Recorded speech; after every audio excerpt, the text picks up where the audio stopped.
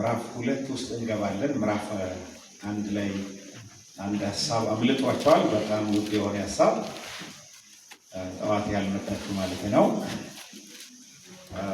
የሮሜ መልእክት ትላንትና እንደጀመርነው ዋናው ሐሳብ ምንድነው? ማንም ያስታውስ? ወንጌል ያድናል ደግሞ ይለውጣል የሚል ወንጌል ምንድን ነው የሚለውን ደግሞ ተመልክተን ነበር አይደል? ወንጌል ምንድን ነው? ወንጌል ምንጩ እግዚአብሔር ነው አይደል? እንደገና ደግሞ በቅዱሳት መጽሐፍት በነቢያት የተተነበየ ነው። እንደገና ደግሞ ወንጌል ማዕከል ያደረገው በኢየሱስ ላይ ነው። በተለይም ከስጋ ከዳዊት ዘር የመጣበትን በመስቀል ላይ የሞተበትን እኛን ወክሎ ዋጋ የከፈለበትን ያንን እንቁ ሕይወት ኢየሱስን የሚናገር ወንጌል ነው። ሞቶ ብቻ ደግሞ አልቀረም። ሞትን ድል አድርጎ የተነሳበት በእግዚአብሔር በቅድስና መንፈስ ከሞት በመነሳት በኃይል የእግዚአብሔር ልጅ ሆኖ ስለተገለጠበት ያ እውነት ወንጌል። በዚያ ወንጌል ውስጥ ኃይል አለ። አሜን ነው። ስለዚህ ጳውሎስ ሕይወቴ ተለውጧል፣ ለእናንተ ለሮም ሰዎች ደግሞ ይገደኛል ይህንን ወንጌል መስበክ አለብኝ። ክርስቲያኖች ብትሆኑ ለእናንተ ለሮም ሰዎች ወንጌል ለመስበክ ብዙ ዕዳ አለብኝ ብሎ ተናግሯል። ሰዎች እያመኑም ቢሆን በጌታ ቤት እያሉ ቢሆን ስለ ወንጌል የተጣመመ ያልተስተካከለ ነገር ሊይዙ እንደሚችሉ ጳውሎስ ያውቃል። ስለዚህ መሰረታዊ ነገር ማስተማር ይፈልጋል ጳውሎስ። ምክንያቱም አንዳንድ ጊዜ ልክ አሁን መማር እንደሚያመልጠን እንደገና ደግሞ የሚያስተምር ሰው ወይም ደግሞ የተዛነፈ ነገር ስለሚናገር የሚሆን ብቻ በአንድም በሌላ መንገድ ሰዎች ስለ ወንጌል ትክክለኛ ነገር ሳይረዱ ሊያመልጣቸው ይችላል። ጳውሎስ ያውቃል። ስለዚህ እምነታችሁ በዓለም ሁሉ የተሰማ ቢሆንም ለእናንተ ወንጌል ለመስበክ በሮም ላላችሁ ለጌታ ቅዱሳን ወንጌል ለመስበክ በብዙ ጉጉት ወደ እናንተ የመጣው ይላል። ይሄ በጣም ደስ የሚል ዜና ነው። አሜን ነው። ሰዎች ወደ ቤተ ክርስቲያን፣ ወደ ክርስቶስ፣ ወደ እግዚአብሔር መንግስት በተለያየ መንገድ ይመጣሉ። አንዳንድ ጥሩ የወንጌል ትምህርት ያገኛል፣ ሌላ ጊዜ ደግሞ እንደ ሁኔታው ደግሞ ያመልጣቸዋል። ስለዚህ ጳውሎስ ይህን ስለሚያውቅ ለእናንተ ወንጌል ለመስበክ በታላቅ ጉጉት መንገድ ይከፈትልኝ ዘንድ ጸጋ ለማካፈል በእምነታችሁ ላጸና በትልቅ ናፍቆት በጸሎት ላይ ነኝ ብሎ ይናገራል። ይሄ ለእኔ ትልቅ መልእክት ነው። በጣም ብዙ መልእክት። መሪ ወንጌል ያስፈልገዋል። አሜን ነው። መዘምራን ወንጌል ያስፈልጋቸዋል። ምክንያቱም የህይወታችን መሰረት ስለሆነ ከሱ በላይ ውድና እንቁ ነገር ስለኛ ስለሌለ በቤተ ክርስቲያናችን መቀመጥ ካልቀረ ጌታን አውቃለሁ ማለት ካልቀረ በወንጌል ጠልቆ መሄድ ይሆንልን። ስለዚህ ይሄንን ትላንትና አይተናል። በወንጌል ውስጥ እግዚአብሔር ኃይል አለ። በወንጌል ውስጥ እግዚአብሔር ጽድቅ ተገልጧል። ለማንም ለመስበክ ምን አልሆነም አላፍረም ብሎ ተናግሯል ጳውሎስ። ጠዋት ዛሬ በነበረን ክፍለ ጊዜ ደግሞ ለምንድን ነው በወንጌል ኃይል መታመን የሚያስፈልገን የሚለው ጳውሎስ ይዘረዝራል። ምዕራፍ 1 ቁጥር 18-32 ባለው ክፍል ጳውሎስ የተናገረው የመጀመሪያው ሀሳብ ምንድን ነው? ሰዎች እግዚአብሔር በተፈጥሮ የሰጣቸውን መገለጥ ስለገፉት ልባቸው ጨልሞ የእግዚአብሔር ቁጣ በሕይወታቸው ተገልጧል። እግዚአብሔር ለማይረባ ነገር አሳልፎ ሰጥቷቸዋል። መውጣት በማይችሉበት በኃጢአት አዘቅትና ገደል ውስጥ አሉ። በወንጌል የተገለጠው የእግዚአብሔር ኃይል ጣልቃ ካልገባ በስተቀር ሰዎች ራሳቸውን ማዳን በማይችሉበት ሁኔታ ውስጥ አሉ ብሎ ተናግሯል። አሁን ላይ ደግሞ ምዕራፍ 2 ላይ የምናየው እንመለከታለን። እስቲ እናንብበው። ምዕራፍ 2 ጳውሎስ ሌላ በጣም አስደናቂ ምክንያት በወንጌል ብቻ የሚገለጥ የእግዚአብሔር ኃይል ካልተገለጠ በስተቀር የሰው ልጅ ሕይወቱ እንደተበላሸ የሮም ሰዎች ክርስቲያን የሆኑ ሰዎች ይህን ማወቅ እንደሚገባቸው ጳውሎስ ይናገራል እና እስቲ እንመልከተው። እንደዚህ ይላል። ሮሜ ስንት ብያቸዋለሁ? ምዕራፍ 2 ጎበዞች ቁጥር 1 ጀምሬ አነባለሁ። ስለዚህ አንተ በሌላው ላይ የምትፈርድ የምታመካኝበት የለህም። በሌላው ላይ በምትፈርድበት ነገር ሁሉ ራስህን ትኮንናለህ። ፈራጅ የሆነው አንተ ያንኑ ታደርጋለህ። እንደዚህ በሚያደርጉት ላይ የእግዚአብሔር ፍርድ ትክክለኛ መሆኑን እናውቃለን። እንግዲህ አንተ ሰው በሌሎች ላይ እየፈረደ ያንኑ የምታደርግ ከሆነ ከእግዚአብሔር ፍርድ የምታመልጥ ይመስልሃል? ወይስ የእግዚአብሔር ቸርነት ወደ ንስሐ የሚመራ መሆኑን ሳትገነዘብ የቸርነቱንና የቻይነቱን ትዕግስቱን ባለጠግነት ትንቃለህን? ነገር ግን በድንዳንህና ንስሐ በማይገባ ልብ ምክንያት ትክክለኛ ፍርዱ ሲገለጥ በእግዚአብሔር የቁጣ ቀን በራስ ላይ ቁጣን ታከማቻለህ። እግዚአብሔር ለእያንዳንዱ እንደ ስራው ይሰጠዋል። በጎ የሆነውን ጸንቶ በማድረግ ክብርን፣ ሞገስና ዘላለማዊነትን ለሚሹ የዘላለም ሕይወት ይሰጣቸዋል። ነገር ግን በራስ ወዳዶች እውነትን ትተው ክፋትን በሚከተሉ ፍርድና ቁጣ ይደርስባቸዋል። ክፉ በሚያደርግ በማንኛውም ሰው አስቀድሞ በአይሁድ ከዚያም በአሕዛብ ላይ መከራና ጭንቀት ይሆናል። ነገር ግን በጎ ለሚሰራ ለማንኛውም አስቀድሞ ለአይሁድ ከዚያም ለአሕዛብ ክብር፣ ሞገስና ሰላም ይሆንለታል። እግዚአብሔር ለማንም አያደላምና። ሕግ ሳይኖራቸው ኃጢአት የሰሩ ሁሉ ያለ ሕግ ይጠፋል። ሕግ ያላቸው ኃጢአት የሰሩ በሕግ ይፈረድባቸዋል። ምክንያቱም በእግዚአብሔር ፊት ጻድቃን የሚባሉት ለሕጉ የሚታዘዙ እንጂ ሕጉን የሚሰሙ አይደሉም። ይህንን አስምሮ መጽሐፉ የእናንተ በጣም ከባድ ቀል። በእግዚአብሔር ፊት ጻድቃን የሚባሉት ለሕጉ ምን የሚሆኑ የሚታዘዙ እንጂ ሕጉን ምን የሚያደርጉ አይደሉም። በሌላ ሀገር መጽሐፍ ስለሰማን ስብከት ቁጭ ስላለን እግዚአብሔር ደስ ይላል ብለን ካሰብን ሙሉ አይደለም። ቃል ሰምተህ ካልታዘዝክ ዋጋ የለም። አይታቸዋል። በጣም ከባድ ነገር። ሕግ የሌላቸው አሕዛብ ሕግ የሚያዘውን ነገር በተፈጥሮ ሲያደርጉ ሕግ ባይኖራቸው እነርሱ ለራሳቸው ምንድን ናቸው? ሕግ ናቸው። ሕልናቸው ስለሚመሰክር፣ ሀሳባቸው ስለሚከሳቸው፣ ደግሞም ስለሚከለክልላቸው የሕግ ትእዛዝ በልባቸው የተጻፈ መሆኑን ያሳያሉ። ይህም በወንጌል እንደማስተምረው እግዚአብሔር በሰው ልብ የተሰወረውን በክርስቶስ በኩል በሚፈርድበት ዕለት ግልጽ ይሆናል። አንተ ይሁድ ነኝ ካለህ በሕግ የምትተማመንና ከእግዚአብሔር ጋር ባለ ግንኙነት የምትኩራራ በሕግ በመመራት ፈቃዱን አውቀ ፍጹም የሆነውን ለይተህ ከያዝህ ለዕውሮች መሪ በጨለማ ላሉትን ብርሃን መሆንን እርግጠኛ ከሆነ በሕጉም ካገኘው እውቀትና እውነት የተነሳ አላዋቂ ለሆኑት መካሪ፣ ለሕፃናት አስተማሪ ከሆነ እንግዲህ አንተ ሌሎችን የምታስተምር ራስህን አታስተምርምን? አትስረቅ ብለህ የምትሰብክ ትሰርቃለህን? አንተ ሰዎች ማመንዘር የለባቸውም የምትል ታመነዝራለህን?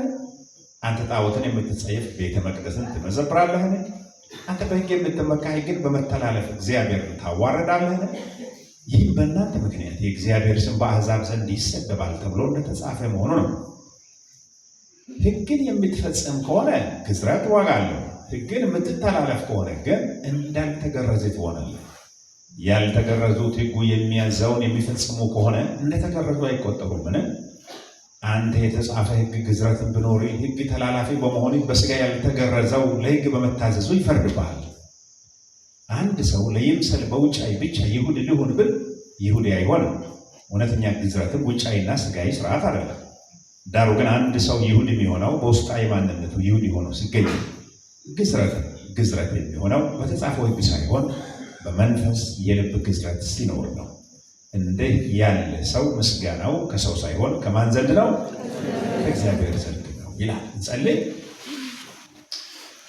አቤቱ ስለዚህ ሕይወት ቃል፣ ስለዚህ መለኮታዊ ብርሃንና ማስተዋል ስለሆነው ቃል በኢየሱስም ክብር ላንተ ይሁን። በዚህ ቃል ሕይወታችንን እንድናይ እርዳን። ጳውሎስ በሚሰብከው ወንጌል ሰዎች በትክክል ተተክለው እንደሆነ፣ ታንጸው እንደሆነ፣ ተገንብተው እንደሆነ አምነው እምነታቸው በዓለም ዙሪያ ሁሉ ለተሰማላቸው ለሮም ሰዎች የወንጌልን እውነት መሰረቱን አስጨብጦ እንዳስተማረ ዛሬ በቤቴም ቆይተን ቢሆን ያገለገልንም ቆይተን ከሆነ ጌታ ሆይ ይህ የወንጌል ምስጢር ወደ ውስጣችን ይፍሰስ። እግዚአብሔር ሆይ ከላይ ዝም ብለን ቆመን ዘመናችን እንዳያልቅ በጌታ በኢየሱስ ስም በወንጌል ስር ሰደድ መቆም ይሁንልን። በዚህ ወንጌል መነጽር ሕይወታችንን ማየት ይሁንልን። ወሬና ተራ ፈዛዛ ነገር ከሰፈር ተምረን ከሆነ እግዚአብሔር የሰው ንግግር እንደ ቃሌ ተቀብለን ከሆነ ተሳስተን መንገድ ለቀንም ከሆነ በጌታ በኢየሱስም በቃል ብርሃን በውስጣችን ያለውን ጨለማ ሁሉ እንድታወጣ በኢየሱስም ጸልያለሁ። አቤቱ የቃል ፍቺ ያበራል፣ ሕፃናትን ማስታወች ያደርጋል ተብሎ እንደተጻፈ በኢየሱስም የቃል ብርሃን በእኛ ላይ ያብራ። በውስጣችን ያለ ጨለማ ሁሉ በኢየሱስም ጉልበት የተነቀለ ይሁን። እጅ በላያችን ላይ ይሁን። ስለሰማህን ተመስገን። ሁሉ ለክብር ይሁን። እናንተ አጋንንቶች በዚህ ጉባኤ ላይ እድልና ፈንታ የላችሁ። በኢየሱስም ስራችሁ የተበላሸ ይሁን። የማሳወርና የማጨለም የቤት ስራ ይዛችሁ የመጣችሁ በአንድም በሌላም መንገድ ሰው በአካል ተቀምጦ በአእምሮና በመንፈስ በሌላ ቦታ እየከነፈ ባዶ እንዲመለስ የማጨለም ስራችሁን ይዛችሁ የመጣችሁ በኢየሱስ ስም ጉልበት አዛችኋለሁ። ስራችሁ ይፍረስ። ይህ ጉባኤ በኢየሱስ ደም ይሸፈን። በመንፈስ ቅዱስ እሳት ይከለል። በነፍስ በስጋው በመግባት በመውጣቱ ላይ የተቀሰረ አጋንንታዊ ፍላጻ ሁሉ በኢየሱስም ጉልበት የተሰበረ ይሁን። አቤቱ እጅ በሕዝብ ላይ ይሆን። እኔንም ልጅህን ደግፈኝ። በጌታ በኢየሱስ ክርስቶስም የሚናገረውን መናገር እንድችል መንፈስ ቅዱስ ሆይ በዘላለማዊ ጥበብህ ደግፈኝ። ክብር ሁሉ ለስምህ ይሁን። በኢየሱስ ክርስቶስ ዘላለማዊ ስም አሜን፣ አሜን። ጳውሎስ አሕዛብ እግዚአብሔር የሰጠውን መገለጥ በተፈጥሮ ላይ የሰጠውን መገለጥ እምቢ በማለት ልባቸው ጨለመ። እግዚአብሔርን ማወቅ አይጠቅመንም አሉ። እግዚአብሔርን ለማይረባ ነገር አሳልፎ ሰጣቸው። ስለዚህ ከኃጢአት ወደ ኃጢአት እየተሻገሩ በእግዚአብሔር ቁጣና መዓቱ ስለሆኑ በወንጌል የሚገለጥ የእግዚአብሔር ኃይል ያስፈልጋቸዋል፣ ከዚያ ውጪ ተስፋ የለም ብሎ ተናግሯል። አሁን ምዕራፍ 2 ላይ ደግሞ ጳውሎስ ሌላ በጣም አስደናቂ ነገር ነው የምናገረው። ይሄኛው ምንድን ነው? የመጀመሪያ 16 ቁጥሮች ላይ ጳውሎስ የሥነ ምግባር ሰው ከእግዚአብሔር ፍርድ ስለማያመልጥ በወንጌል የተገለጠ የእግዚአብሔር ጽድቅ ያስፈልገዋል ብሎ ይከራከራል። የሥነ ምግባር ሰው ማን ነው? ይሄ ሥነ ምግባር ሰው ጳውሎስ አሕዛቦችን እናንተ እግዚአብሔር የሰጠውን መገለጥ በተፈጥሮ ላይ የተገለጠውን የእግዚአብሔርን ስራ አንፈልግም ስላላችሁ ልባችሁ ጨልመዋል ብሎ ሲናገር ይሄ ሥነ ምግባር ሰው ምንድነው? ልክ ነው ጳውሎስ፣ አንተ የምትለው ልክ ነው። ይሄማ ሰው ኃጢአተኛ ነው፣ ልክ ነው ይላል አይደል?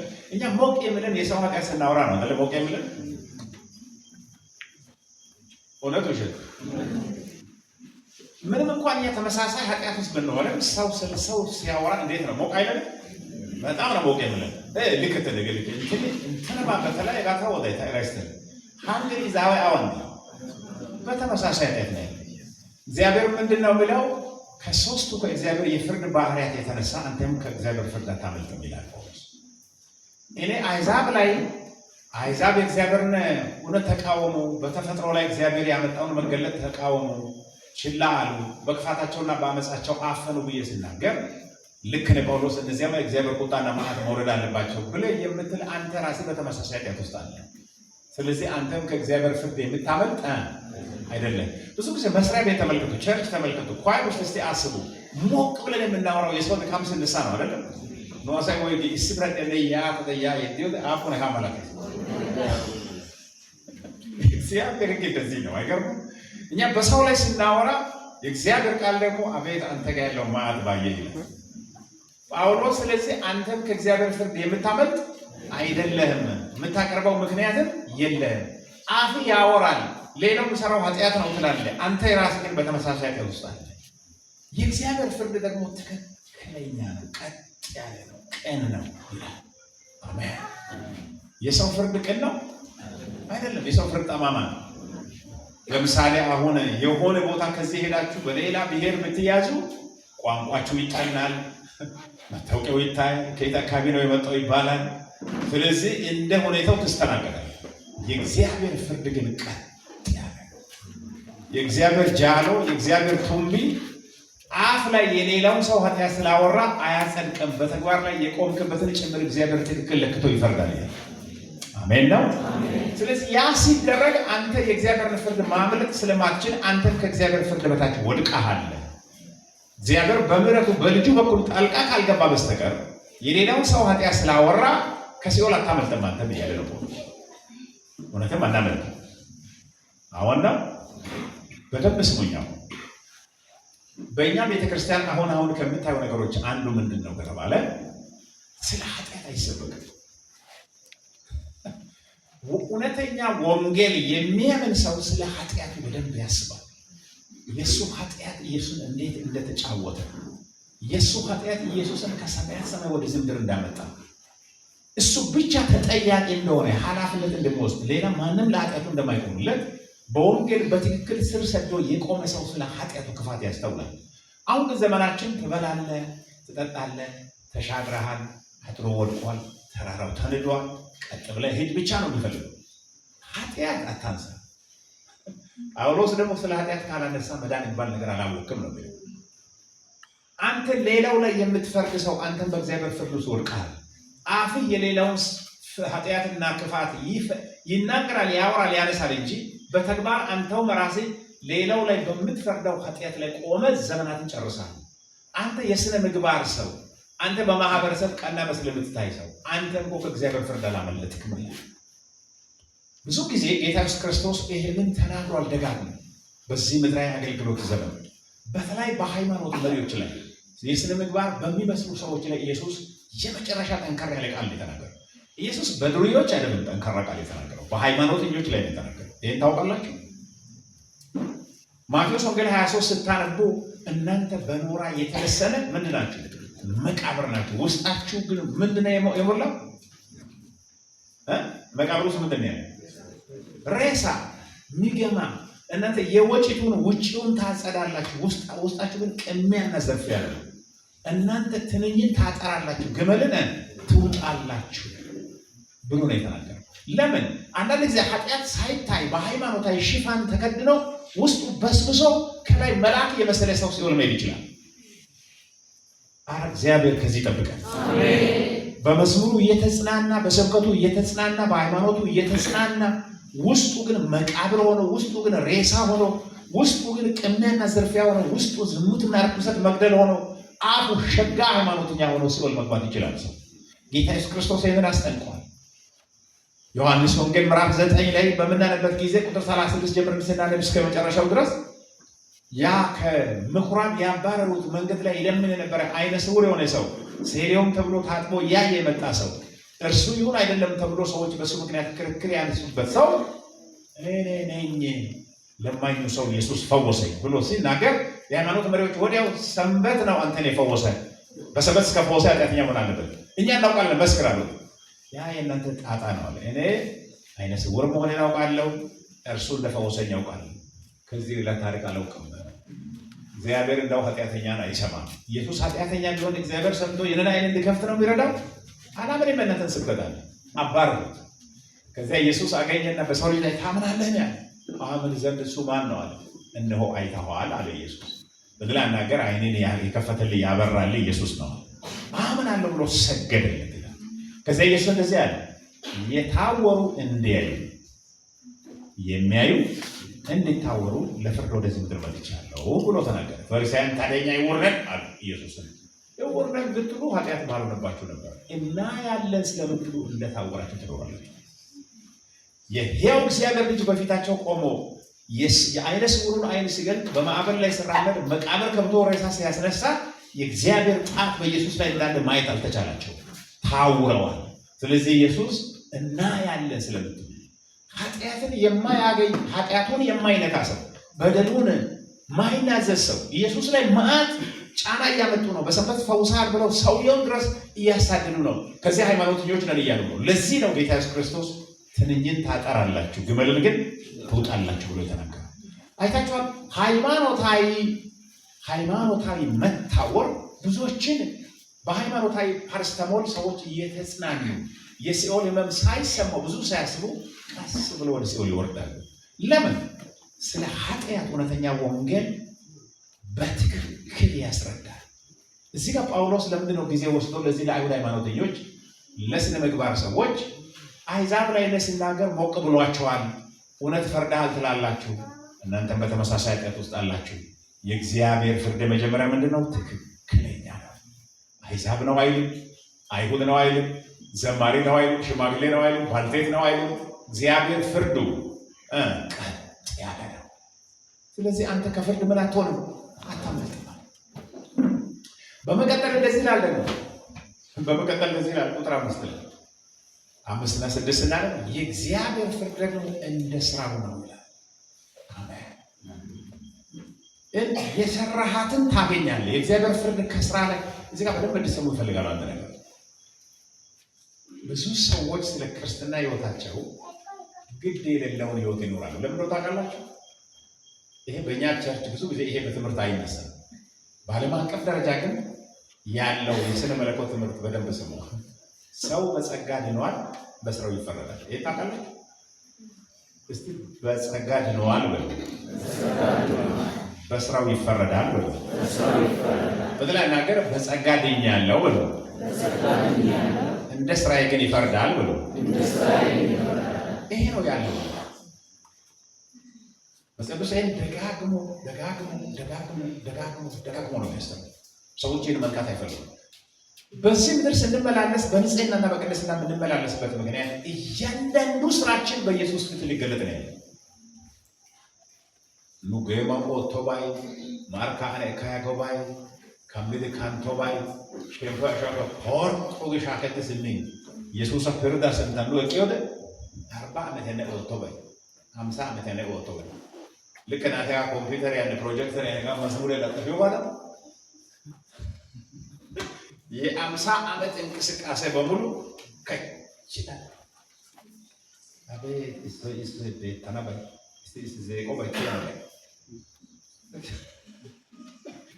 ጳውሎስ በሁለተኛ ቆሮንቶስ 5 ላይ ምንድነው በክርስቶስ የፍርድ ወንበር ፊት ምን እንሆናለን? እንቆማለን ነው። እያንዳንዳችን ስለ ራሳችን መልስ እንሰጣለን። አቤት ማረግታና ቆጥቶ ኮይረግታና ቆጥቶ አጋጋለው ሾሮሶ መስሪያከታ ቃማ አውሳ ቦሳ አስበይላ ጋር ቆጥቶ በሙሌስ ስቁታ መርና ኤራጦሳ ስንታ ዋጋ 그러니까 어떻게 가다 이거 어떻게 끼거든? 얘가 해가 너시. 나는 만에 나는 그 왔다는 거 어떻게? እግዚአብሔር ይርዳል። ወደ አሳይ አጽናናና ይወሳ መዳና ይወሰደ ነካው ተጣጣሳ ያጋማላ ስብት ያቀበል ግን ይኮ ሱሩ ደገዘ ነክፍል የገለሰና ጋሳባ ከደጋ እዚጋ ባለቃሉ የዘላለም ባለስልጣን እግዚአብሔር ያስጠነቀቀ ሰባከ ደግ ችግር የማይችል ባክለ ገለሰ ማሾፍ ነው እንዴ አይነት ማሾፍ ብሎ ነገር የለም። ደግሞ አጋራጋንታ አሳይሲው ላይ ባለው ደው እንትና ያሸለ መጽሐፈ ማቴዎስ ወንጌል 7 ላይ ወይ በስሜ አጋንንተነ አላውጣን ምን ተንብተ ተናገርነ ይሉኛል። እኔም እናንተ አመፀኝ እኔ አላወቋችሁ ከኔ ስለዚህ ኢየሱስ ኤረና አሳ ኢየሱስ አጠይቅ በላይ ተወሰነ ዳንዳይስ ኢየሱስ ኤረና አሳ አጋላጋሊ ትንቢት ነው ዛይ ኦዲን ዳና ዳንዳይስ ነው ኢየሱስ ኤረና ኢየሱስ ወንታን ዳይዳን ታዳራ ከሲ ዳና ዳንዳይስ ኤንዶ ባይንስ ኦይስ ትንከው ሾው ዳና ዳንዳይስ ምንድነው የሚለው በስሜ አጋንንተነ ተራከረበ ሰላላ ካሳይ ጮበነ ኢየሱስ አራ ከርከረ ጉሪን ሲወለ ባለው አላማ ማለት ጉሪ ነሱን ታናጋ ወጣበት ነው ላፑ ላይ ተተወሰተ ሞግረን ተወጣበት ነው ለማታስ አመፀኛ ግለጽ እንደ ስራው ሄሎ የእግዚአብሔር ፍርድ እንደ ስራው እኛ በስራ አይደለም መዳን የምናገኘው በጸጋው ነው መዳን ያገኘው። ግን ጸጋው ያዳነን ለበርሱ በመንቀጥቀጥ በርሱ ፊት እንድንመላለስ እንጂ ኃጢአቴ መዳንን አይወስድም እያልን እንድንጨማለቅ አይደለም። ያ ከሆነ ከናካተው መዳን ተመራጭ መዳናችንን በመንቀጥቀጥ እንፈጽም ይላል አይደል? ኢየሱስ በመንቀጥቀጥ መዳናችንን እንፈጽም። ስለዚህ ጳውሎስ ምንድነው የሚለው? እስቲ እናንተ የምታምኑት ወንጌል ከዚህ እውነት ጋር ይሄድ እንደሆነ እስቲ ራሳችሁን ቼክ አድርጉ እንደማለት የእግዚአብሔር የፍርድ ባህሪ የስነ ምግባሩን ሰው ወደ ፍርድ ስለሚያመጣ በወንጌል የተገለጠው የእግዚአብሔር ኃይል ጣልቃ ካልገባ በስተቀር እዚህ ጋር በጣም አስተውሉ። በጣም ይሄንን አንድ ሰው ሲያብራራ በጣም ይገርም አብራራ። ወንጌል የእግዚአብሔር ኃይል አለው የሚባለው ሰው እንደ ስራው ስለሚፈረድ ነው። ምክንያቱም የተበላሸ ስራ ሰርተን መጨረሻችን እንዳይበላሽ በወንጌል አማካኝነት የሚገለጥ የእግዚአብሔር ኃይል የሚሸከም ያስፈልጋል። አሜን ነው። ምክንያቱም በእኛ ጉልበት ብቻ አንችልም፣ ወይንም በጸጋ ቀልጠን በማሾፍም የትም አንደርስም። ግን የእግዚአብሔር ኃይል በወንጌል የተገለጠው የእግዚአብሔር ኃይል ያ ኢየሱስ ከሙታን ያስነሳው የእግዚአብሔር ኃይል በእኛ ውስጥ አድሮ ለውጥ ሲያመጣ ነው በስራችን ሳናፍር በእግዚአብሔር ፊት የምንሸነው። አሜን ነው። ምክንያቱም የእግዚአብሔር ኃይል የሚሳነው የለም። አሜን። ያ ማለት አንሳሳትም ማለት አይደለም። አንሳሳትም ማለት አይደለም። ነገር ግን ምን ማለት ነው? ኃጢአት ባህሪያችን አይሆንም። ኃጢአት መኖሪያችን አይሆንም። ኃጢአት መታወቂያችን አይሆንም። ተሳስተን ከሆነ ቶሎ ንስሐ መግባት አለ። በፍጥነት ጊዜ ሳንሰጥ ከኃጢአት ጋር ሳምንት ወር አትቆይ፣ ዓመት አትቆይ። እግዚአብሔር በዚህ ቦታ አጥፍቻለሁ ማረኝ ብለህ ቶሎ ና። ይሄ ነው ኃጢአትን ማስተዋል ማለት። ይሄ ነው ኃጢአትን መገናዘብ። ዛሬ በእኛ ቤተክርስቲያን ከሚስተዋሉ ነገሮች አንዱ ለዘመናት ሰዎች ከኃጢአት ጋር ይኖራሉ። ምንም ዋጋ እንደማያስጠይቅ፣ ምንም ዘላለማዊ ፋይዳ እንደሌለው ኖ አትችልም። በኃጢአት ደክመህ ከሆነ ጊዜ ሳትሰጥ ሮጠህ ውጣ። እግዚአብሔር ይርዳል። አሜን ነው። ፈጥኖ መውጣት ነው የሚሻለው፣ ዘላለምን ማጨለም ነው የሚሻለው። ፈጥኖ አስተዋይ ሰው ከሆነ ደክመሽ ይሆናል፣ ደክመህ ይሆናል፣ ግን ያ መታወቂያሽ አይሆን፣ ያ መኖሪያ አይሆን፣ ያ ማረፊያ አይሆን። ኃጢአት በአንተ ህይወት እያበበ እያቆጠቆጠ ስር እየሰደደ አይቆይ። ፈጥነህ ንስሐ ግባ። ያ የዳነ ሰው ምልክት ነው። አሜን ነው። ምክንያቱም አንደኛ ዮሐንስ መልእክት ላይ ምንድን ነው የሚለው? ምዕራፍ 1 ቁጥር 9 ነው 7 ይመስለኛል። በኃጢአታችን ብንናዘዝ ከአመፃችን ሁሉ ሊያነጻን እርሱ የታመነና ጻድቅ ነው። የልጁን የኢየሱስ ክርስቶስ ደም ከኃጢአት ሁሉ ምን ያደርጋል? ያነጻል። ግን ምን ብናረግ ነው የሚለው? ቅድመ ሁኔታ አለው። ዝም ብሎ አይደለም። የኢየሱስ ደም ዝም ብሎ ነፃ ያወጣል ላይ በኃጢአታችን ምን ብናረግ? ያ አረፍተ ነገር በቅድመ ሁኔታ የተመሰረተ ነው። አንተ ይሄን ብታረግ ይሄ ይሆናል እያለ ምንድነው ማድረግ ያለብን? መናዘዝ አለብን። እንደውም ምሳሌ ላይ ደግሞ ምንድነው ብለው ኃጢአቱን የሚሰውር አይለማም ይልና የሚናዘዝና የሚተው ግን ምን ያገኛል? አሁንም በቅድመ ሁኔታ የተመሰረተ ነው። ኃጢአት ምህረት ለማግኘት ሰውየው ምን ማድረግ አለበት? መናዘዝና መተው አለበት። ስለዚህ ኃጢአት ውስጥ ቆይተህ መዳን አግኝቻለሁ ብለህ አታሹፍ። ዘላለሜ እንዳይበላሽ ቶሎ ብለህ ፈጥነህ ውጣ። ይሰው አሳያለህ አተተታ የገተና አይነ መተባለ የሰው ፕሮፓጋንዳ ነው፣ አትስማ። ጌታ ኢየሱስ ክርስቶስ ዮሐንስ ወንጌል 12:50 ላይ ይህ የተናገርኩት ቃል በመጨረሻው ቀን ይፈርዳቸዋል። ትልቁ ወሳኝ ነው ኢየሱስ የተናገረው እንጂ ሰባኪው መድረክ ላይ የተናገረው አይደለም። ዘማሪ የዘመረው አይደለም። ሰባኪ የሰበከው አይደለም። የሕያው እግዚአብሔር ቃል ወሳኝ ነው። አሜን አሜን አሜን። ኢየሱስ ይሄን ለፈርሳን የተናገረው እሱ የእግዚአብሔር ልጅነቱን ሲገልጥ አንቀበልም ብለው ሲሉ እኔ የተናገርኩት ይሄ ቃል በመጨረሻው ቀን ምን ያደርጋቸዋል? ይፈርዳቸዋል። ያዕቆብ መልእክት ላይ ስራ የሌለው እምነት በራሱ ምንድን ነው? የሞተ ነው ይላል። አጋንንቶችም እንዲህ አይነት እምነት አሉት ይላል።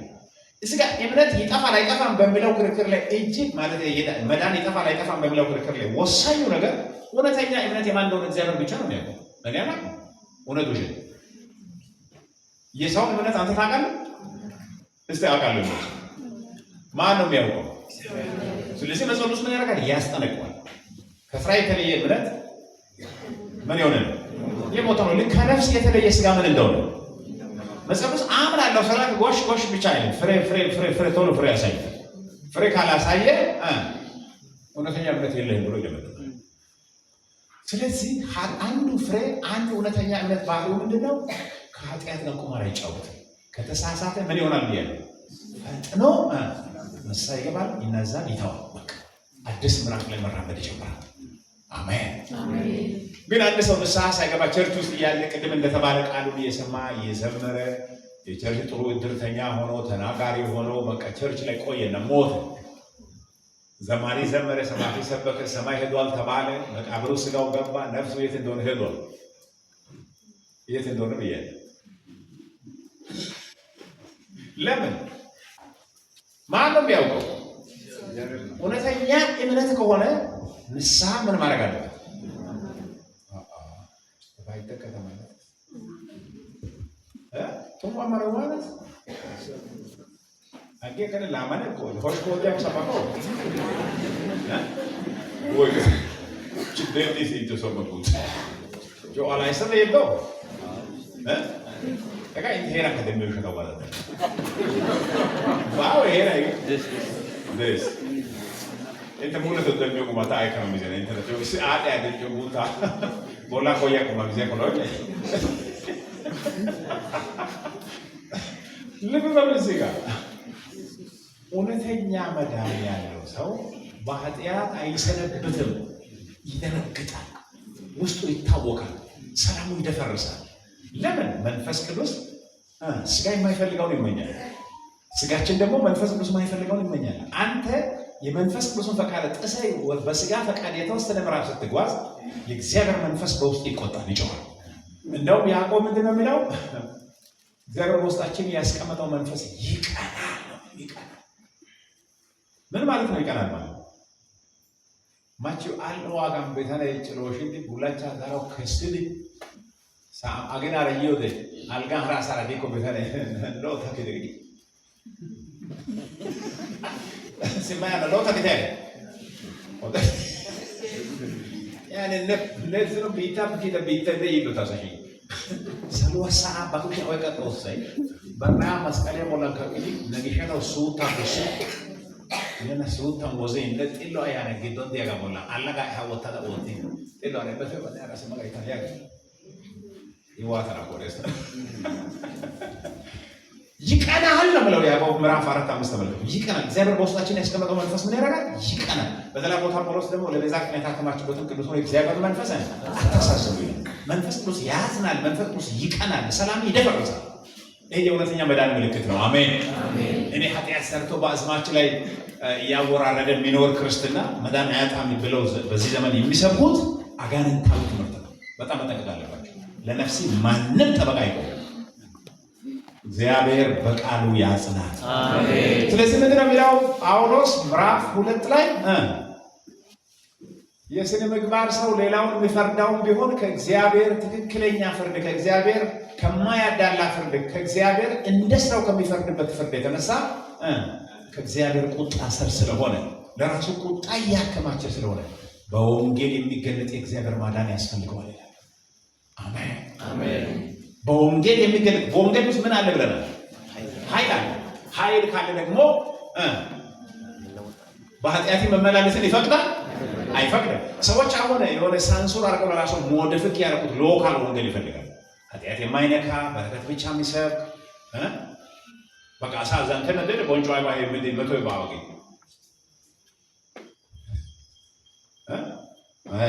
ኑ መቶ ከባለ ቢታ ቦጅሎ ካታምቢዶስ በርበሬ ግቢታ ማይዘ ካሻሚዶስ ነው ቆይ ነው ጋሼ ግጄ ሶራ ቁጭዶ አሁን ሊጮዶስ ሳሉ ከያማላ ባከ ማለት ነው አይ ወንጌል አቀገለራስ ቢታ ቁጭዶ ወንጌል ጳውሎስ ምንድነው የሚለው የሥነ ምግባር ሰው ቢሆን ከእግዚአብሔር ትክክለኛ ከማያዳላና እንደ ተግባሩ ከሚፈርደው እንደ መገለጡ መጠን ከሚፈርደው ከእግዚአብሔር ፍርድ ስለማያመልጥ የእግዚአብሔር ኃይል የሚገለጥበት ወንጌል ያስፈልገዋል በእኔና እናንተ በእኛ ስነ ምግባር ኃጢአታችን ችላ ብለን የትም መሄድ አንችልም ግን የእግዚአብሔር ኃይል የተሞላው ወንጌል ወደ ውስጣችን ሲገባ እኛ በጉልበታችን የማንችለው የእግዚአብሔር መንፈስ ነቅሎ ከኢየሱስ ጽድቅ ጋር አስተካክሎ ወይንም በእግዚአብሔር ፊት ጻድቅ ነው ብሎ አውጆ እግዚአብሔር ፈውስ ይሰጣል ከዚያ ውጪ ኃጢአታችን ንቀን የትም አንሄድም ኃጢአታችን ችላ ብለን የትም አንሄድም ኃጢአታችን እንደፈለገን እያደረግን የትም አንሄድም ለምን እግዚአብሔር ጻድቅ ፈራጅ ነው አሜን ነው ሁለተኛ ነገር ይናገራል ሳደብ ቢደሽ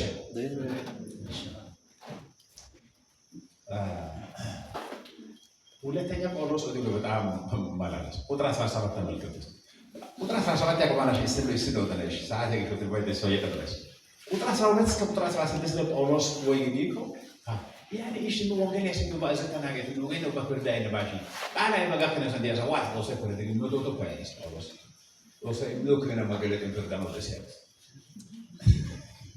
በተሰጠው መገለጥ መጠን ይፈረዳል ያለው በሕግ ኃጢአት የሰሩ በሕግ ይፈረድባቸዋል ያለ ሕግ ኃጢአት የሰሩ ያለ ሕግ ይጠፋሉ በህልና ውስጥ የእግዚአብሔር ሕግ አለ ሰው ልክ በተፈጥሮ እግዚአብሔር የሰጠው መገለጥ በምዕራፍ 1:18 ላይ እንዳለ አሁን ምዕራፍ 2 ላይ ቁጥር 12 ጀምሮ ምንድነው የሚለው በሰው ህልና ውስጥ የእግዚአብሔር ሕግ አለ ቁጥር 16 ላይ እኔ በሚሰብከው ወንጌል መሰረት በመጨረሻው ፍርድ ቀን እግዚአብሔር የሰጠውን መገለጥ ሰው ምን ያክል እንደታዘዘ ያን ገልጾ ነው ይታል ያ ነው አሁን መጨረሻ ላይ ሰው እንደ ስራው ይፈረዳል ይባላል ወይ አቤት አቤት አቤት ኖይ ቢታም ገንቶ ባይንችላ ባይነ ሰራው ቆንጭ ነው ዲያበ አቤት አቤት አቤት አቤት ሙታን ሞት እንኳን ባህር ሁሉ ሲኦል ሁሉ ይሰጣል አይደል አውጥቶ ጋር ወጋ ከመል ይፈርዳል ነው ወግዳ ወዋሽን ከዳው ጋር ነው ጭጭልስ ነገር ታጋና ተጋክ ለካጋ ወጣጋ ወዋሽን ከመል አንዱ ሊገለጥ ያለው ምንድነው ጳውሎስ ቁጥር 16 ላይ እኔ የሚሰብከው ወንጌል ጋር እንደምስማማ በሰው ውስጥ ያለው የተሰወረው ያ የተሰጠው መገለጥ ሰው ምን ያክል እንደታዘዘ ያ በክርስቶስ ቀን ግልጽ ይሆናል። ሐረቃ ላይ ብዙ ይገኝ ብዙ ከተሰጠው ብዙ ይፈልጋል አይደል? አውቆ ያጠፋ ብዙ ይገረፋል፣ ሳያውቅ ያጠፋ ትንሽ ይገረፋል ይላል አይደል? ልክ ጳውሎስ እንደዚህ ደግሞ ሰው በተሰጠው መገለጥ መጠን ይፈረዳል። በተማና ሀገር ማንም ክፍል አያመልጥም ማለት በቃ ሳይሰጋ አስተማሪ ያረስታ አዎቸቶስ ለነኮች ነው ለሪክ ነው ለነኮች ነው አስተማሪ አርከኝ አስተማሪ ወጭ ነው ዛማረቱ ከና ጋር ዛማረታ ወጭ ነከና ነው ወጭ ነው አይ አነገስ ከፍርድ ምን አትሆንም ነው ብሎ ጳውሎስ። ስለዚህ ነው ወደ ኢየሱስ መጠጋት ያለብን። ስለዚህ ነው በኢየሱስ መነጽር ሕይወታችንን ማየት ያለብን። ስለዚህ ነው የእግዚአብሔርን ቃል ከነፍስ ማንበብ ያለብን። ባጋ ሳያገስ እድሪያው ቸሽ ብራውት ወሰከ ተባጋ ማለት ለመተም ባገጨውስ ቃል ከሰነ አይ ለነው ነሐቅ አላተው አተተታይ ኢነቦሊ ያናዩስ ልጫይተው ወደደ ዛሊያ ወደደ ሾሮሶ ባና ወደደ ማካዶ ወደደ መጣፈ ወደባ ያሰቃይ ጋር ወሰ ወቸነ እድሪያ ይበ ነገር ኮላታ ሰፈርዳሽ ነሞጎ ሰሎ አገኖዲ ባአታይ ሻገር አለ ገጋደ ታይው በሰንቸው እሺ ለማንኛውም ሲል ይጠቅማቸዋል። እሺ እውነተኛ ወንጌል ውስጣችን ገብቶ እንደሆነ ቼክ እያደረገ ነው ብሎ መጻፍ አሜን ነው። ግን ቁጥር 17 ጀምሮ ጳውሎስ ሌላ ነገር ያመጣል። ሃይማኖተኝነትም ልብ ካልተቀየረ ከእግዚአብሔር ፍርድ አያድንምና በወንጌል የተገለጠ የእግዚአብሔር ኃይል ያስፈልጋል። አሜን ነው። ጳውሎስ አንተ ይሁዲ ነኝ ብትል የእግዚአብሔር ሕግ አለኝ ብትል በመገረዝ ብትኩራራ ልዩ ዕውቀት አለኝ ብትል አንተ ሌላው ብታስተምር ራስህን አታስተምርም? አትስረቅ የምትል አንተ ራስህ ትሰርቃለህ? ጣዖትን የምትጸየፍ ቤተ መቅደስ ትመሰክራለህ? ውጭ በስ ምን እያለ ነው ያለው ጳውሎስ? ያንተ ሃይማኖታዊ ዕውቀት ዋጋ የለውም። ለምን? ወደታች ወረድ ብሎ እውነተኛ ይሁዲ ውጫዊ አይደለም የልብ ነው። አንተ መጽሐፍ ቅዱስ ይዘህ መዞር አይደለም። አንተ መዘመር መጽሐፍን መዘመርም አይደለም፣ መስበክም አይደለም፣ መሪ መሆንም አይደለም።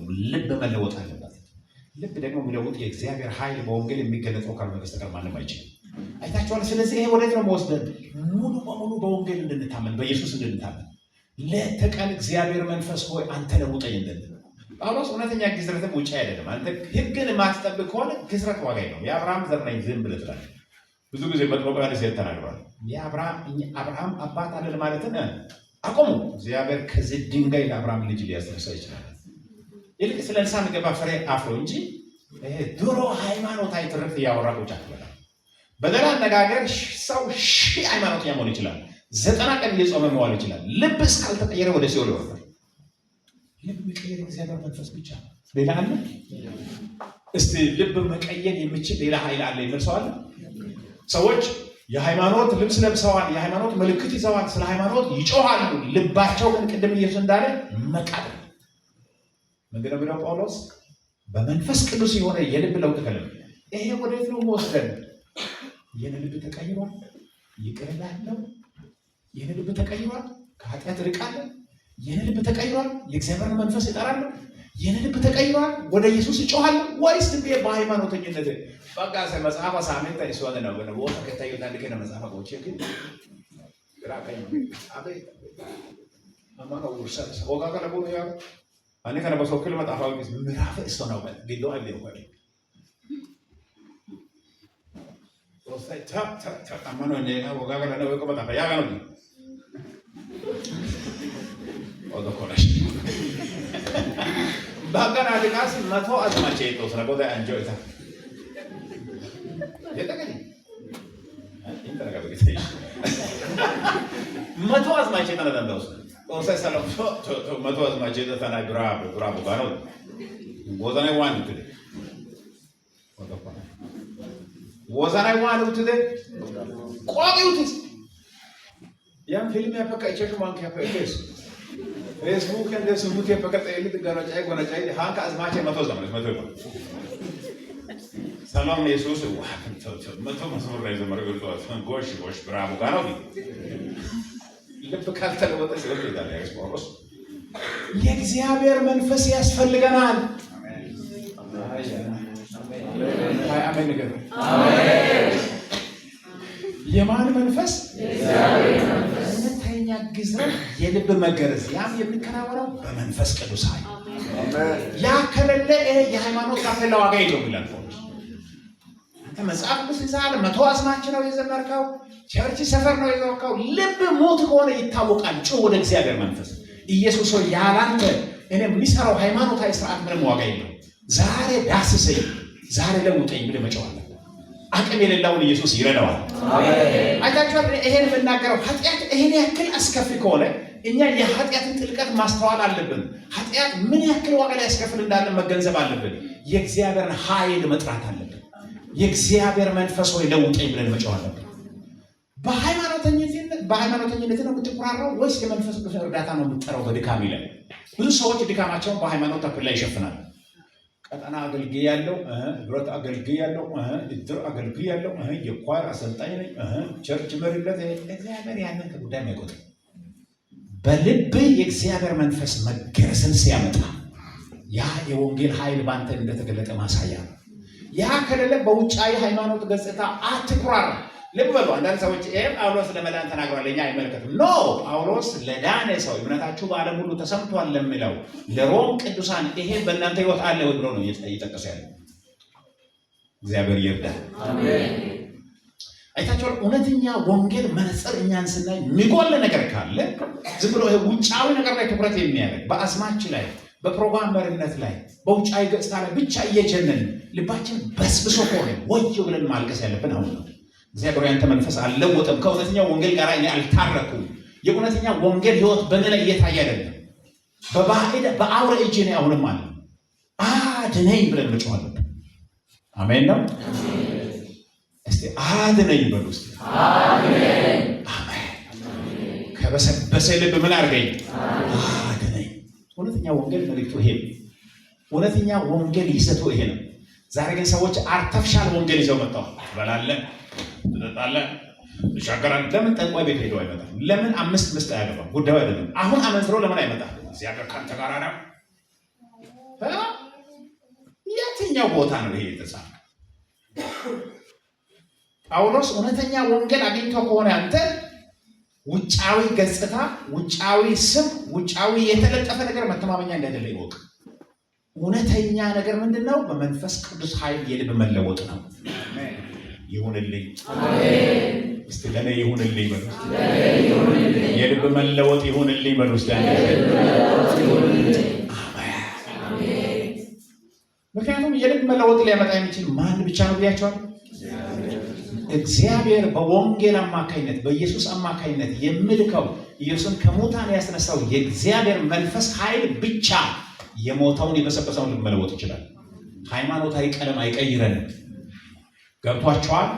የእግዚአብሔር መንፈስ ሆይ ህይወትን ለውጥ ብላችሁ እስቲ ህይወታችሁን እዩ። ይሄ ወንጌል ነው በህይወታችሁ ውስጥ ያለው። ያ እኔ እሰጋለሁ ዛሬ ለምን ነው ታውቃላችሁ? ብዙ ቤተክርስቲያን ውስጥ ሃይማኖታዊ ስርዓት ብቻ ተጧጥፏል። ልብ ቆሽሿል። ህይወት ተበላሽቷል። ሰዎች ይሄንን አታሳዝን፣ ዝም ብለን የሚመቸው ነገር ሰብከህ ሂድ ይላሉ። እኔ ለምን እንደምሰሩ ታውቃላችሁ? ይሄንን ስለዚህ ስብከት ቀን በሰማይ ይጠየቃል።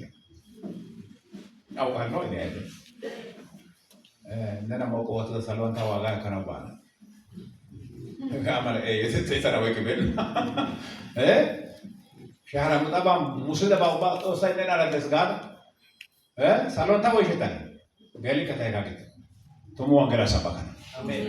ገሊ ዋሳው ገሎ አሜን። አሜን ነው ወይ? አሜን።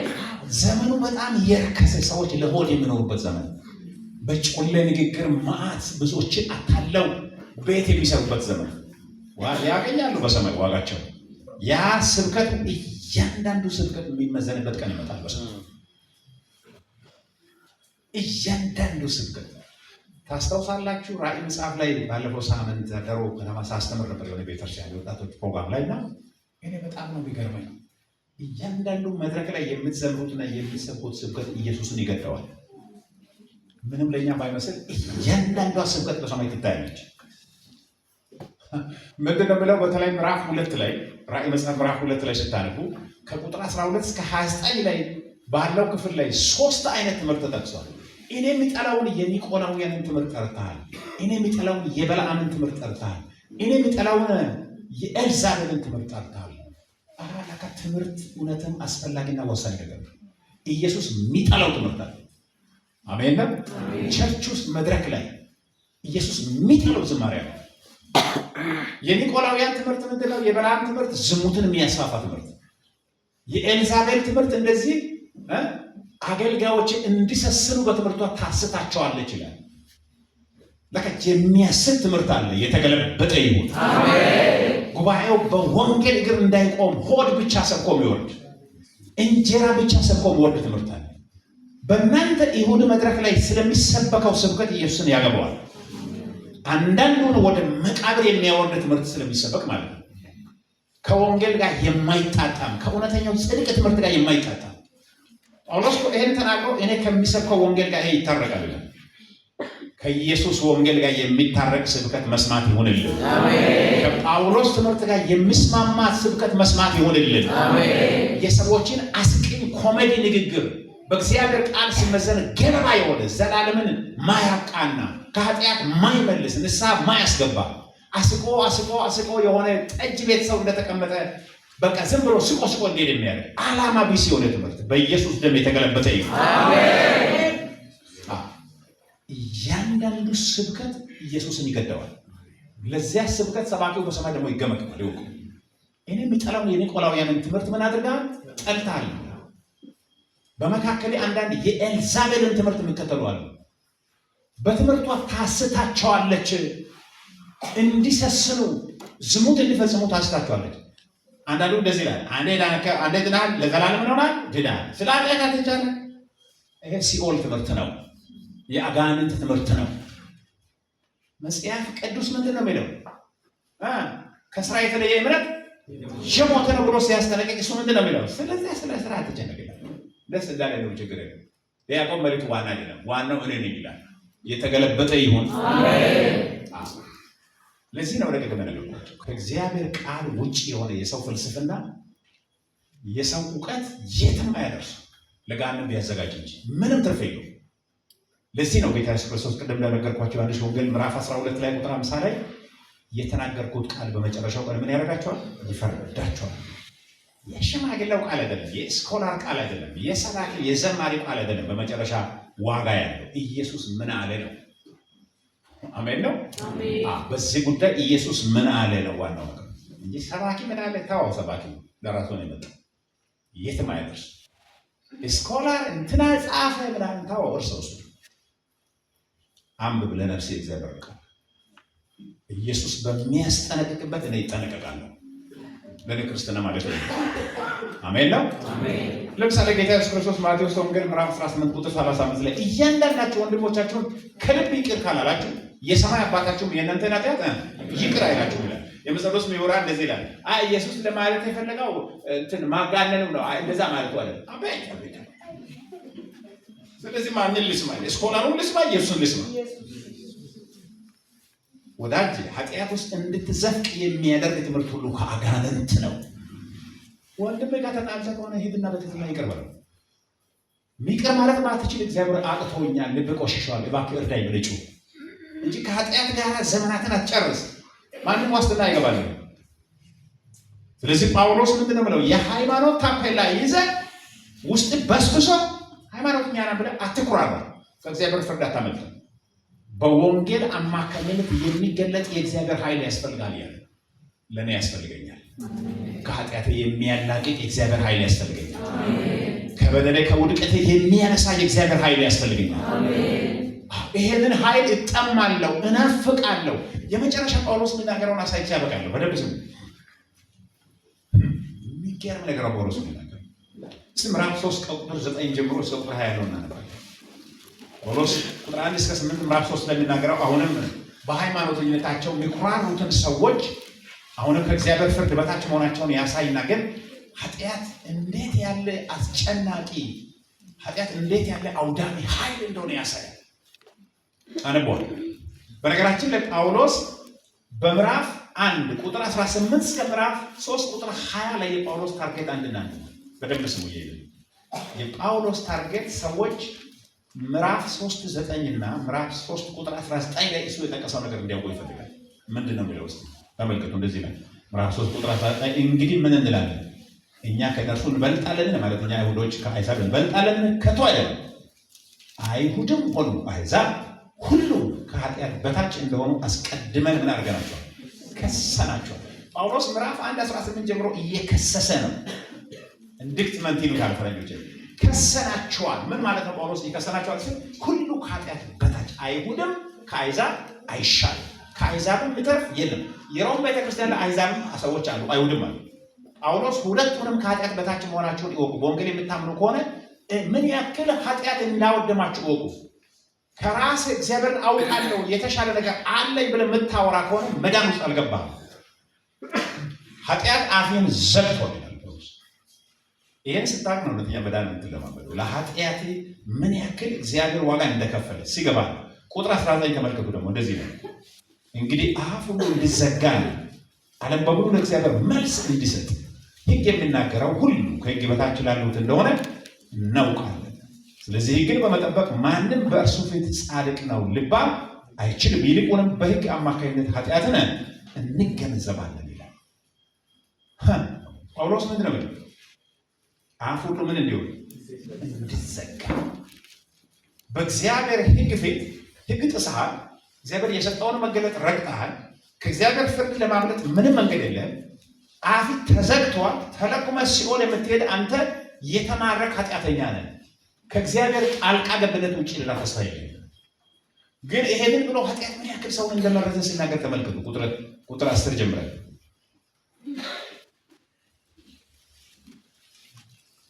ይሄ ቁጥር 9 ላይ ከቶ አይደለም ብሎ አይሁድም ሆኑ አሕዛብ ሁሉም ከኃጢአት በታች። በእንግሊዝኛው they are under the power of sin ይለዋል። ከኃጢአት በታች ይለዋል።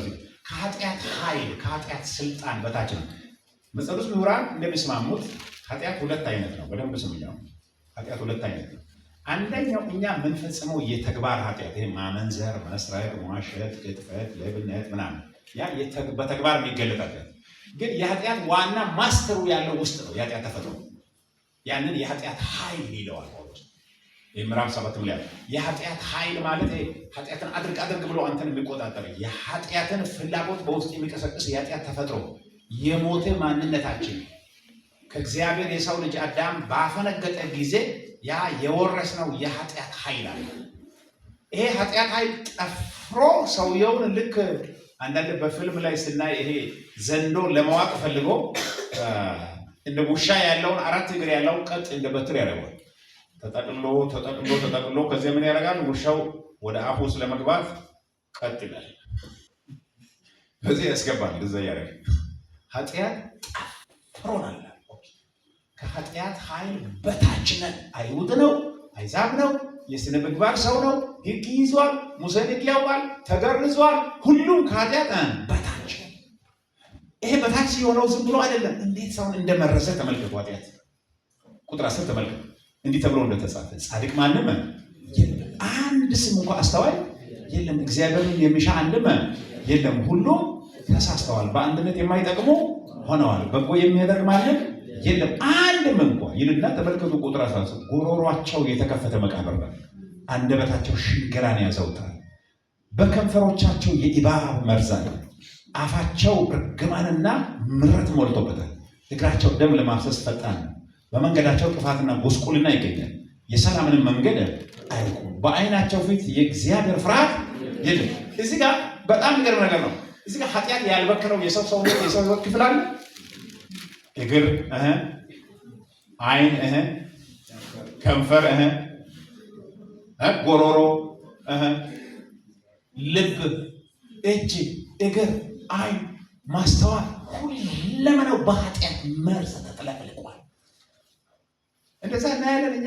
ከዚህ ነው ኢየሱስ የሚያወጣው እንጂ ኢየሱስ ያገስ ታያ መናም ያካሰ ከእይት ከሂጆ ራስ አረባላ ታቀባል ይወ ያስፈታ በታ ማና በከሰ ከለ ይትቂ ነነ መጣፈ ጥንቃስ ከስ ሙሉ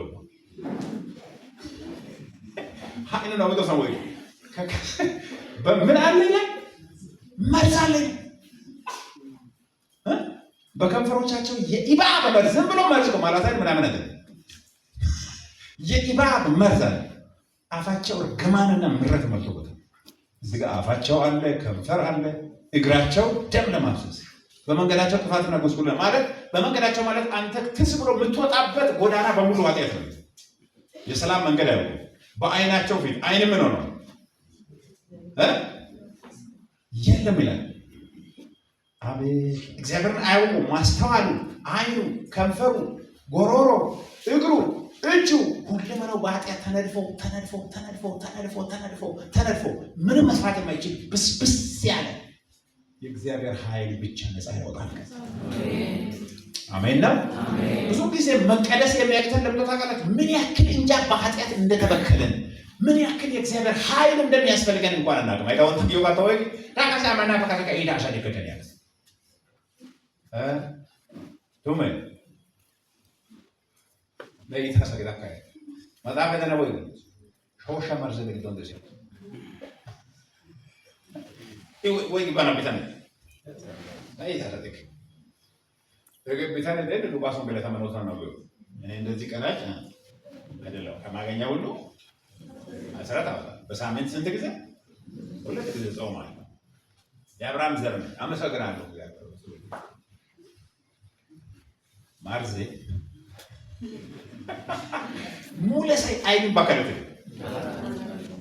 አይፌ ኩሽ ቶይ ወዘናይ ካይ ሙለ ሾሻ ማርዜ ያስምሳ ይጋ ወይ ይባና የአብርሃም ና ሳምንተና አወስ ያለ ጾም ያለ ኢየሱስ ከማዲያ በረታኛው አቤት ኢሲስ ቢተን ደባይነ ሰተውክል ሳር ማለት ዘን ኮት የማይን ባጋ ሳር ማለት ይህ የወንጌል ኃይል የሚገለጠው አንተ በምን ያክል ኃጢአት አንተ እንደመረዘ ስታ አሰይ ሸምፖይ ባይ ከገቢታ ለቀራጩ ምን አለ? ወደ አንተ የማይበት አይነ የለኝም። ምን ኃጢአተኛው ምን አለ? በእግዚአብሔር ፊት ጻድቅ ሆኖ ይወጣው። አያችሁ፣ የእግዚአብሔር መድኃኒት የሚመጣው ኃጢአትን ስታውቅ ነው። አሜን ነው።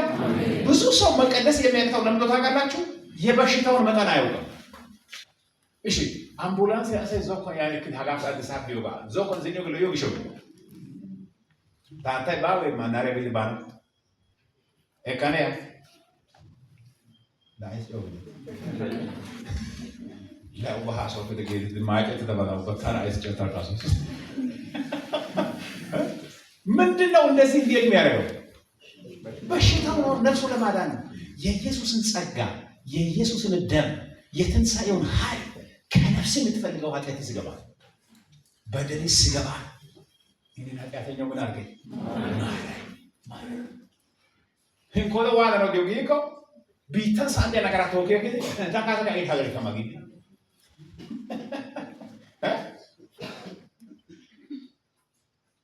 አይታችኋል።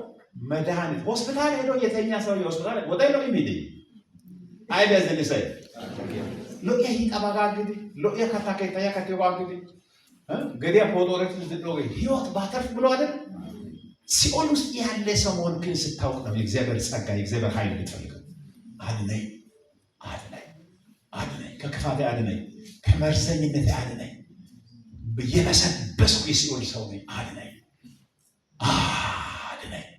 ያኔ ኢየሱስ ይደርስልሃል። አሜን። ያኔ ኢየሱስ መድኃኒት ይሆንልሃል። አሜን። ያኔ የእግዚአብሔር መንፈስ በውስጥ ይፈሳል። አሜን። ጻድቃንን ለመጥራት ላይ አልመጣሁም። ወደ ማን ነው የመጣው?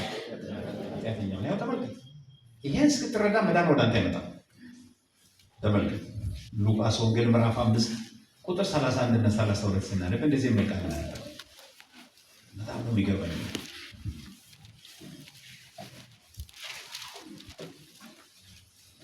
ለዚህ ነው የሚለው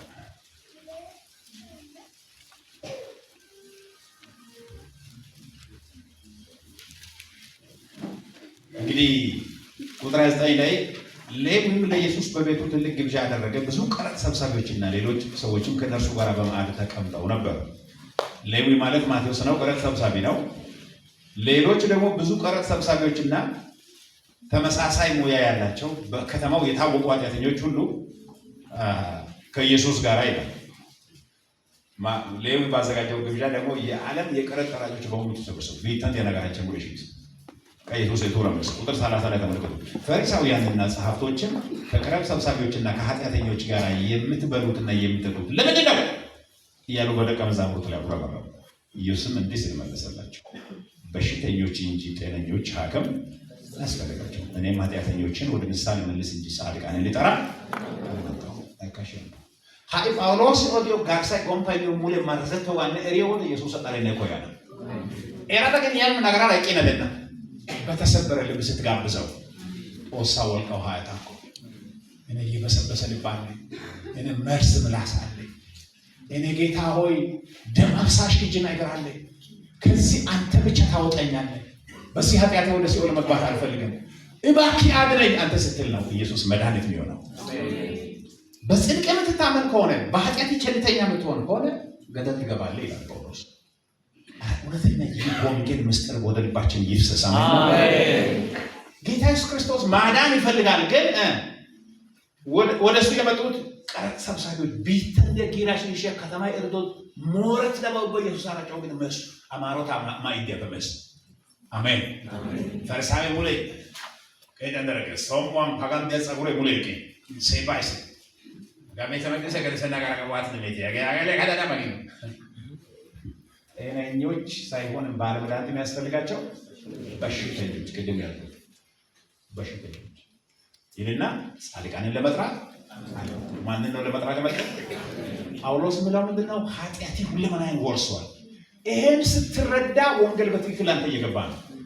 ኑ ዳራ ወሰ ከታይዳ ሳ ነገራ ከቦቸኮ ይልፈ ሰጋጆ ጠንከር ወታ ተማርሶ በጨው ኢንተርኔት አጋላቸው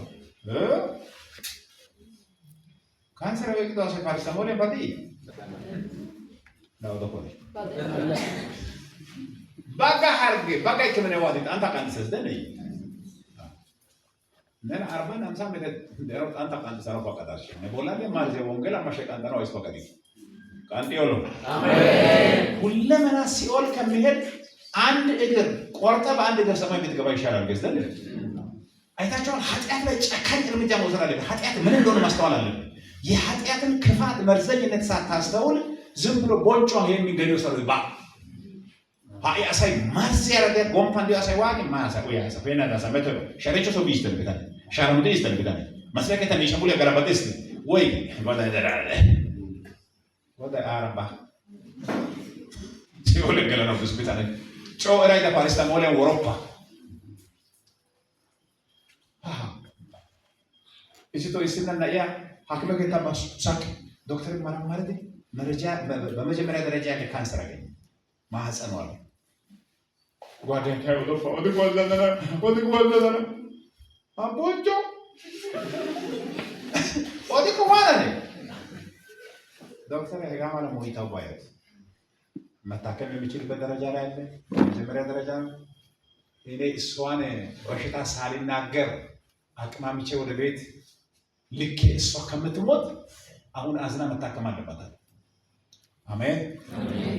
ሀቺ ኢየሱስ ኑና አዛንትን ንሳገር ሲል ኑመርና ለይቶ አሜን ኑና ፓሪስታሞል ስብከተን መዝሙር ያን ቦላራ እሸለቢት ሲሆነ የዶፖ አሜን። ስለዚህ ጳውሎስ አንድ ሰው በእውነተኛ ወንጌል ለመዳን እርግጠኛ ከሆነ በኃጢአት እየተከተለ ሁለመናው የበሰበሰ እንደሆነ ማወቅ አለበት። የኛ ዘመን ምን ያለ ነገር አገባ ወጭ ንሳከ አገባ ወጭ ወአይ ባሰፋ ሚጭ በሰፋ አሳይ ሜጀ ለላ ካታች ማራጀ ዶጥይና ማራጀ ዶጥይና ሳልሰ ወለ ባስ ኢየሱስ አዋ ማራጀ ዶጥይና ሰባኪዲ ወንጌል እስመን ነው ግን ያዋቁ ዮሐንስ ወንጌል ያውሱ ነው ባናው ቢወደ አሽዋታ ጋር እነሱ ተሰላው ከተገለከተኝ ሄለጫና ጊዜ አሳይኝ ማለት እንደ ይተገ ደስ አጥዳይ ታይተካ ማና ቆይ ኢየሱስ አባል ሰላው ባይና አባል ኢየሱስ አንኮር ነው ቆይ ያቲ ጴጥሮስ ያገስ አንተ የሕያው እግዚአብሔር ቅዱስ እንደሆነ ያምነናል። አሜን። ካንተ ወዴት እንሄዳለን? አሜን አሜን። ለወንጌል ያሉ ሸምፖ ገገሎ አሜን። ስሙ የተባረከ ይሁን አሜን። ስለዚህ እውነተኛ ወንጌል የኃጢአት አስከፍነት አስተውሎ ንስሐ የሚገባ ሰው ነው። ያ በዚያ ሰው ላይ የእግዚአብሔር ኃይል ይመጣል። በዚያ ሰው ላይ የእግዚአብሔር መንፈስ ይመጣል። ለዚያ ሰው የእግዚአብሔር ጽድቅ ይቆጠርለታል። ለዚያ ሰው ዘላለሙ የተስተካከለ ይሆናል። በኃጢአቱ ለሚያሾፍ ለሚጫወት ሰው መዳን አይሆንም። እግዚአብሔር ማስተዋል ይስጠን። ጸልይ።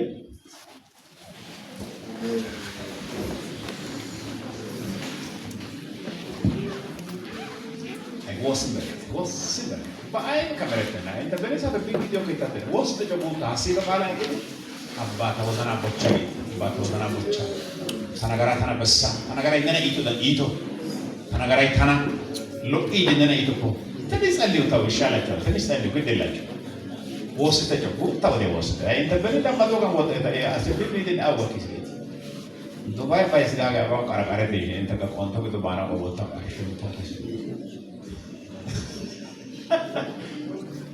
አባ በእናትህ ቆይ ሙሉ ድሮማ ወገ ትሩት ወደ ሃቃ ወሰነም አነ ወስተና ኢየሱስ ተወዘናላ ለቤታ ተናገራታ በአና ማራተና ማዳ ተቄታ ተጎምፓ በሾዳ ንብረድ ሰሎይተው ሞረቶ ቆያሉ ወስተ ይሄ ትክክለኛ ጸሎት ነው ወገኖች። ወንጌል ማለት ይሄ ስሙ የተባረከ ይሁን።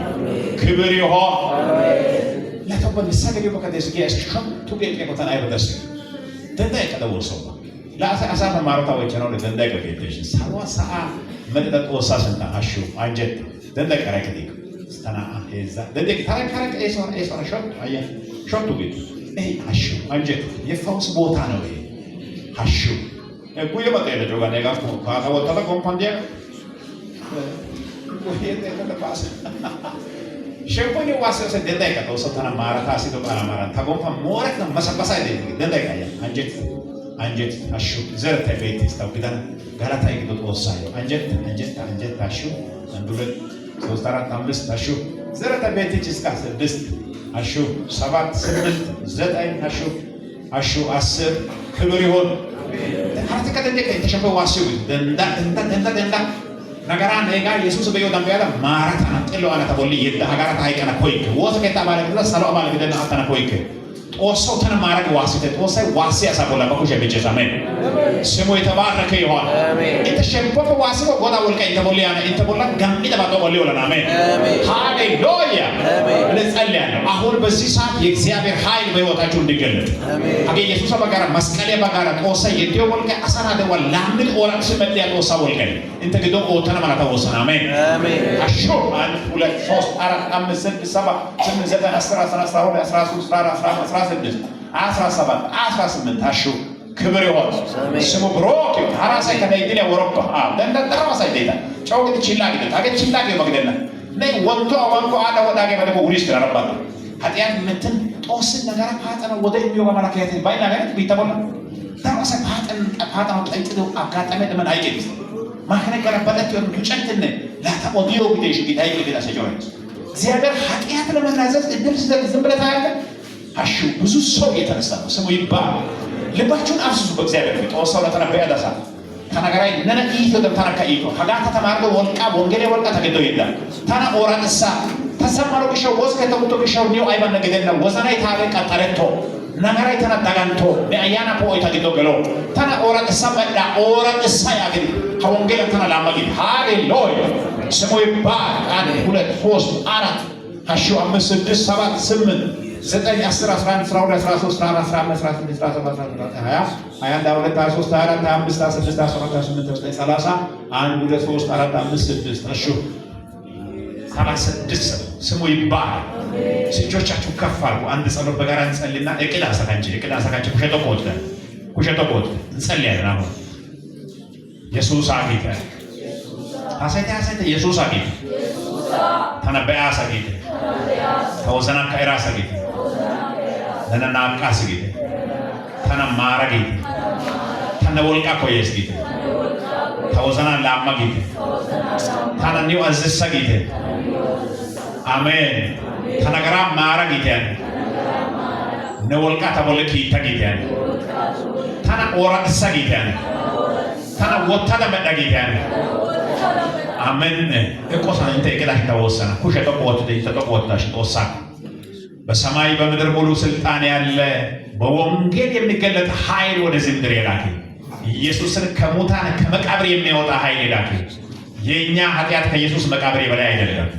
አሜን ሃይቀዳ ናቶ ማጫ ቶማቶ ነገራይ ኢየሱስ ቦላን ኩረት ከሹቻ ቦላን ገደና ኢየሱስ ዱዋ ፈደንታ ወልቃኔ ደንዶ ወልቃኔ እቱ ግዶን ሸምፕዳ አያና ወልቃኔ ሀነገራይ ተቆለታ አሜን ዳይዳንታ ጫንዶ ሜሴ ነገራ ቦለን ጮግ ጤለና ማላ ኦት ለኢየሱስ ሶንታን ሾደታ አሜን ወንጌል ወልቃይ ወንጌል አላፍናምና ወንጌል እግዚአብሔር ኃይል ለሚያምን ሁሉ ለመዳን የሚሆን እግዚአብሔር ኃይል ነው ያገኘት ወንጌል እግዚአብሔር ኃይል አሜን ኦሳወል ካቶኒያ ቢታሞል ባው እቱ ሸምፖን እቱ ባህሪያን እቱ ኤሻን ጋፈዳባይ ኦሳወል ካን ሾደታ አሜን አኔ ከዳሳይ ታቦላፈ ኢየሱስ አሱንታን ሾደታ ጌታን ታቦላፈ ኢየሱስ አሱንታን ሾደታ አሜን ሃይቴ አዋጅዶ ዳንቶ ሰው ነገራይ ሾደቶ ጌላሜዜ ሾደታ አሜን ወሳው ወንጌል አፈያላሜ አዘቴው